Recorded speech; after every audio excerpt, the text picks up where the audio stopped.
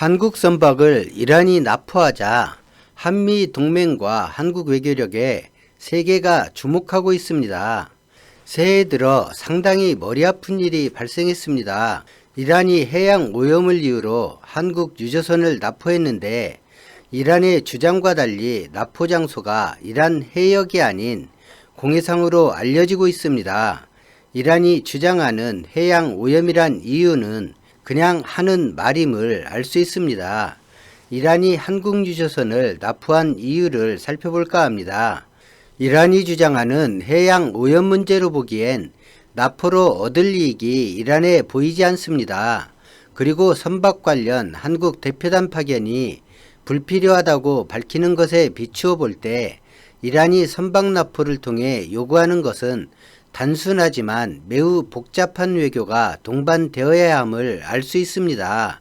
이란이 마주하고 있는 경제 봉쇄 문제는 코로나 팬데믹 상황과 맞물리면서 엄청난 피해를 가져왔습니다. 이란에는 미국이 주도하는 경제 봉쇄 해제와 코로나 극복 문제가 2021년 당면한 과제입니다. 이번 일은 한국과 이란만을 놓고 보면 매우 단순한 일입니다. 이란과 한국 사이에는 채무관계가 있습니다. 한국이 이란에서 원유를 수입하고 미국의 경제 제재에 갚지 못한 금액이 무려 7조 8천억이라고 합니다. 이 돈을 갚으면 이 일은 그냥 해결됩니다. 그런데 이 단순한 일을 하지 못하고 있습니다. 한국이 돈이 없어서 이란에 변제를 못하는 것이 아니라 동맹국 미국이 갚지 못하도록 금융제재를 하고 있기 때문입니다. 갚게 되면 미국과 불가분으로 갈등을 겪을 수밖에 없습니다. 국제조약을 미국이 위반한 건 아니지만 관례를 무시하고 협정에서 일방적 탈퇴와 탈퇴 즉시 지닌 힘을 이용한 제재에 착수함으로써 관련 국가를 모두 무시해버렸습니다. 그 관련국이 다름 아닌 유엔 상임이사국 전체와 이란입니다. 상황이 그런데도 다른 나라들과 다름없이 한국은 한국 이익을 위해 미수금을 갚아달라는 이란 요구를 거절하며 미국 경제 제재를 따르고 있습니다. 이 경제 제재 전까지 한국과 이란의 관계는 상당히 좋았습니다. 이란이 한국에 많이 서운할 수밖에 없는 상황이지만 이란도 한국이 고의로 이란을 배척한다고 생각하지는 않습니다.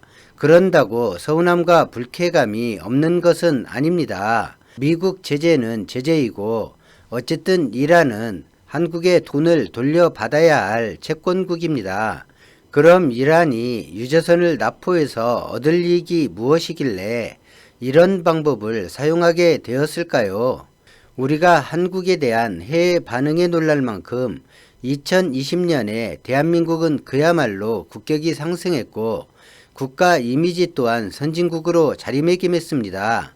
2020년 선도국이란 이런 것인지를 보여준 것이 대한민국이었습니다. 한때 대영 제국을 해가 지지 않는 나라라고 했는데 2020년 한 해는 뉴스에서 사라지지 않는 나라가 대한민국이었습니다. 그것도 코로나에 중국 다음으로 오염된 부정적인 나라라는 뉴스로 시작해 단 1개월 만에 긍정적이며 모범적인 국가로 극적인 변화를 가져온 나라가 되었습니다.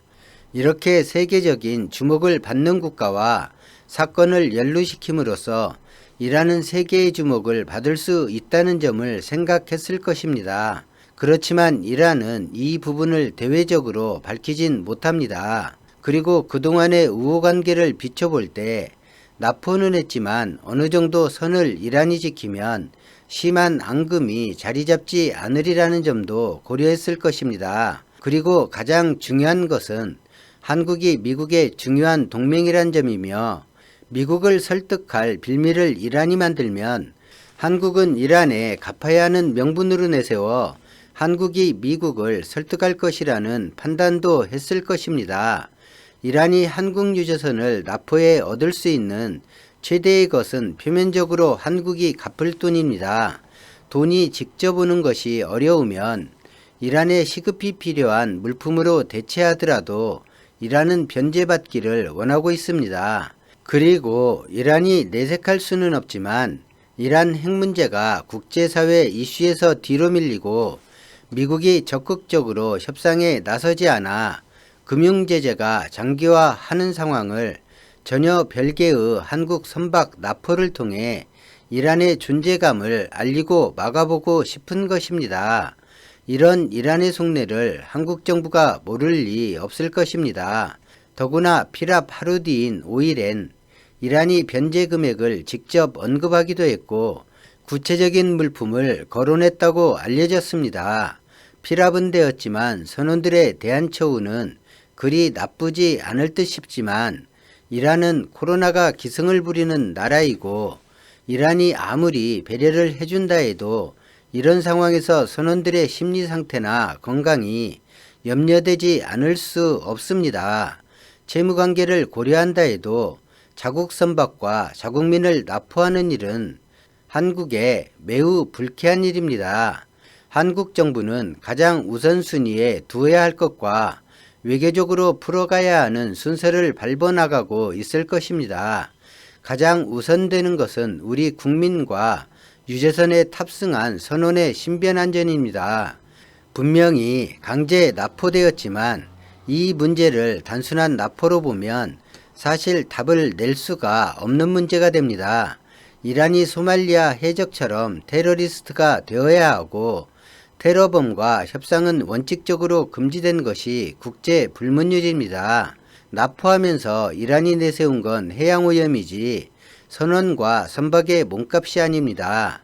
한국은 이란을 될 수 있는 대로 자극하지 않고 이번 일을 해결해야 하지만 미국은 이 사안에 민감하게 반응할 것입니다. 양해라는 해결의 키를 가지고 있지만 오히려 이 사태를 이용하려 할 것이고 한국과 협상용으로 이용하려 할 것입니다.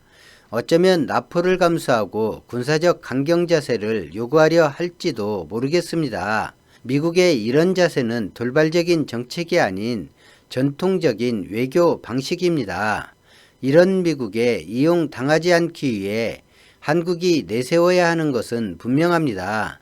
미국 정책에 협력한 이유로 부당하게 곤란한 처지가 된 한국의 입장을 돌봐달라는 사정이 아닌 한국이 이란에 갚으면 해결되는 그 하나의 사안에서 제재 부분을 미국이 양보해야 이 사안이 해결된다고 설득해야 합니다.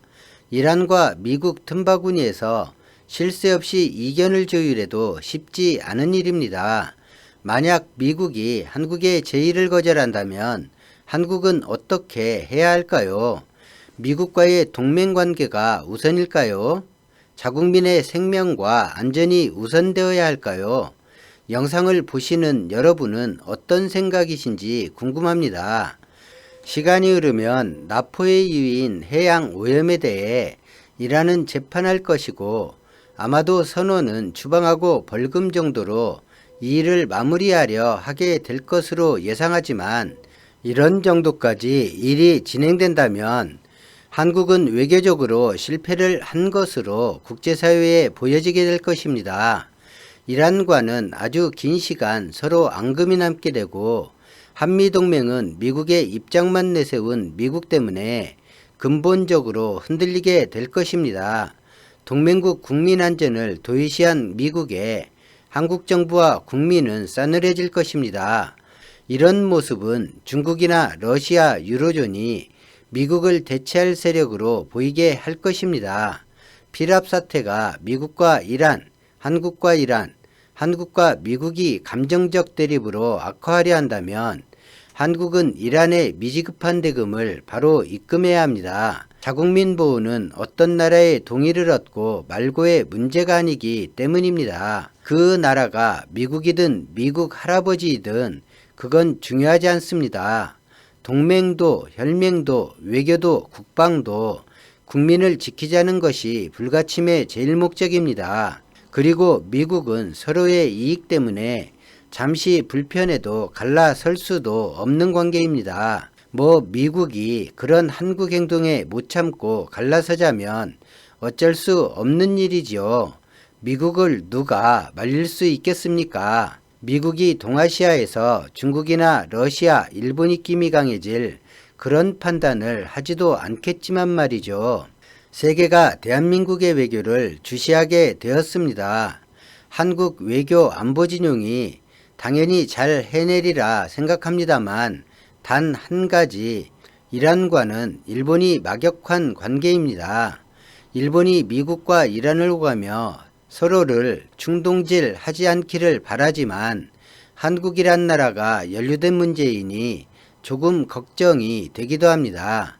저는 납포된 국민이 하루라도 일찍 무사히 풀려나길 바랍니다.